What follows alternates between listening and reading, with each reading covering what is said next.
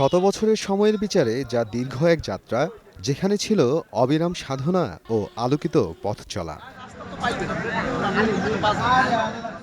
বরিশালের বাকেরগঞ্জ উপজেলার দুধল এলাকায় অবস্থিত দুধল ইসলামিয়া কামিল মাদ্রাসা সেই সাধনারই এক দলিল। দ্বীনি শিক্ষা, নৈতিকতা ও মানবিক মূল্যবোধের আলো ছড়িয়ে দিয়ে প্রতিষ্ঠানটি অতিক্রম করেছে গৌরবোজ্জ্বল এক শতাব্দী। ঐতিহাসিক এই অর্জনকে স্মরণীয় করে রাখতে শনিবার আয়োজন করা হয় শতবর্ষ পূর্তি অনুষ্ঠান।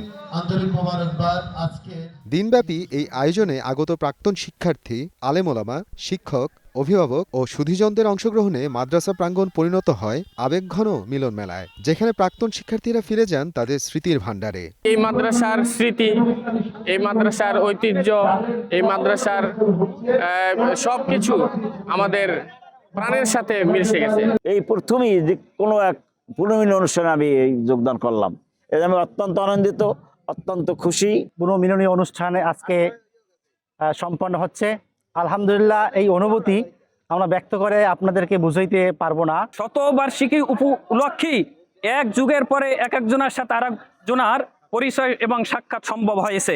21 সনে আর কি মাদ্রাসা প্রতিষ্ঠিত হয়েছে। এরপর থেকে এরকমের পুনর্মিলনী অনুষ্ঠান হয় নাই। তো এবছর 2025-এ পুনর্মিলনী অনুষ্ঠানে অনুষ্ঠান পেয়ে আমরা অত্যন্ত আনন্দিত। 104 বছর পেরিয়ে আমরা শতবর্ষ পূর্তি উদযাপন করছি।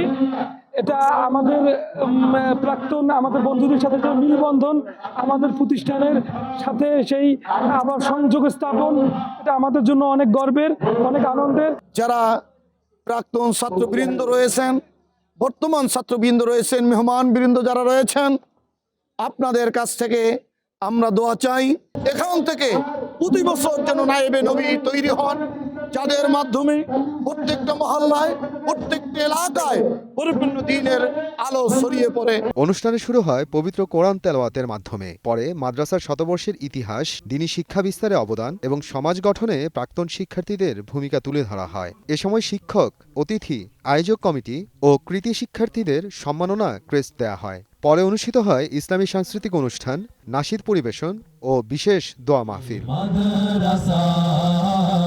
এই শতবর্ষ উদযাপন শুধু অতীতের গৌরব স্মরণ নয়, বরং ভবিষ্যতে দ্বীনি শিক্ষা ও মানবিক মূল্যবোধকে আরও দৃঢ় করবে, এমনটাই প্রত্যাশা সংশ্লিষ্টদের। সময় সংবাদ, বরিশাল।